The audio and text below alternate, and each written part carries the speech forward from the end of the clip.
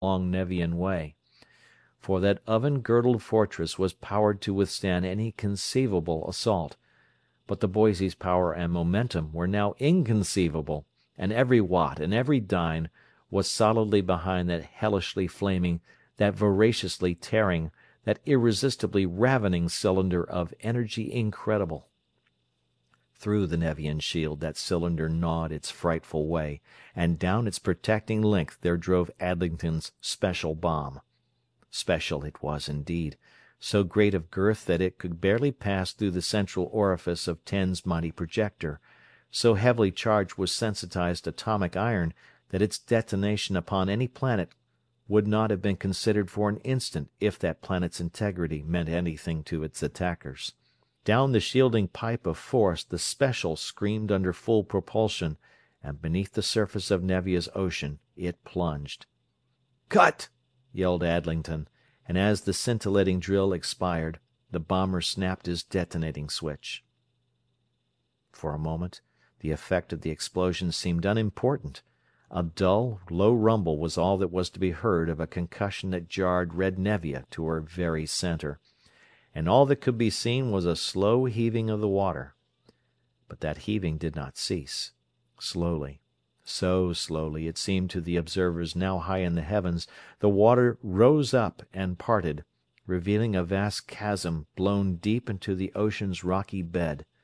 Higher and higher the lazy mountains of water reared, effortlessly to pick up, to smash, to grind into fragments, and finally to toss aside every building, every structure, every scrap of material substance pertaining to the whole Nevian city.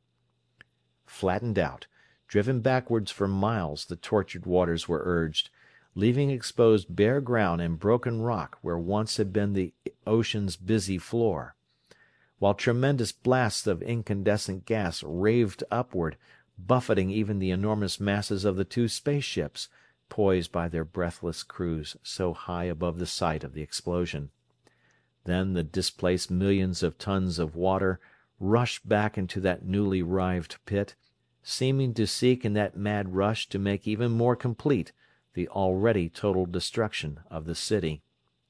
The raging torrents poured into that yawning cavern, filled it, and piled mountainously above it, receding and piling up again and again, causing tidal waves which swept a full half of Nevia's mighty, watery globe.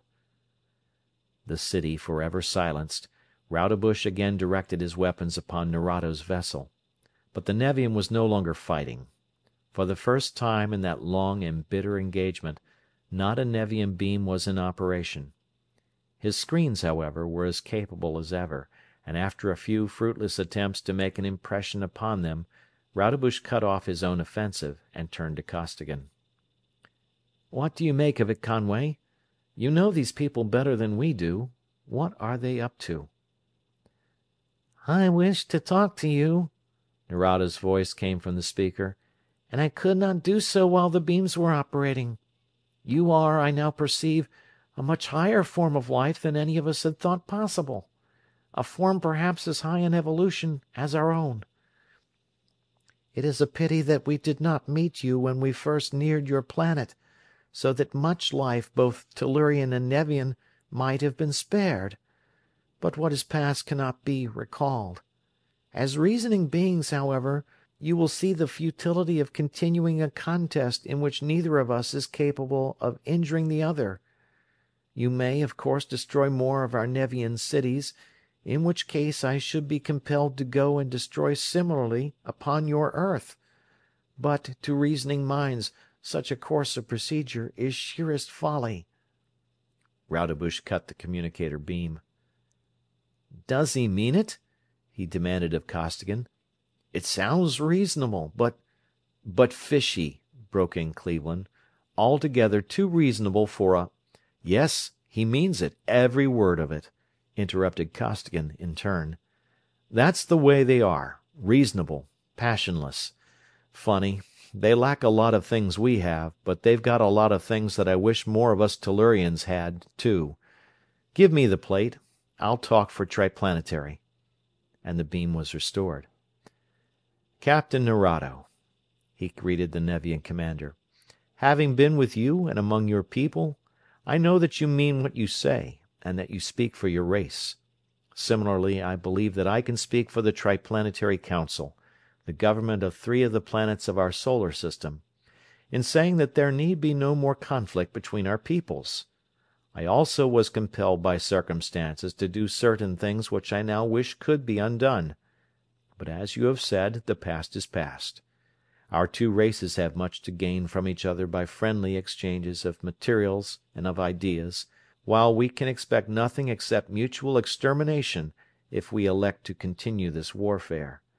I offer you the friendship of Triplanetary. Will you release your screens and come aboard to sign a treaty? I will come. My screens are down.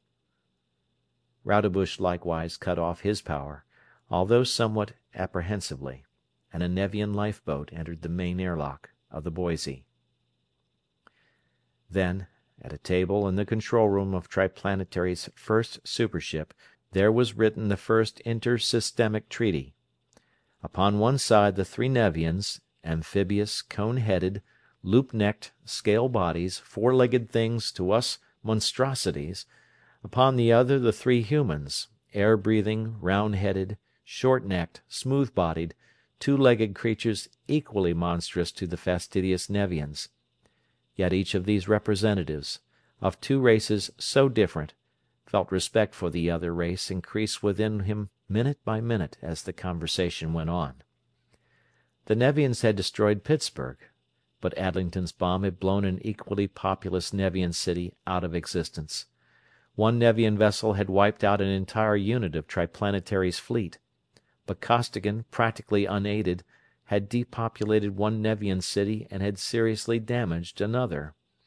He had also beamed down many Nevian ships. Therefore loss of life and material could be balanced. The Solarian system was rich in iron, to which the Nevians were welcome. Red Nevia possessed abundant stores of substances upon which Earth were extremely rare and of vital importance. Therefore commerce was to be encouraged. The Nevians had knowledges and skills unknown to earthly science, but were entirely ignorant of many things to us commonplace.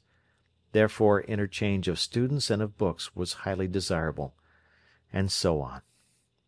Thus was signed the Triplanetario-Nevian Treaty of Eternal Peace.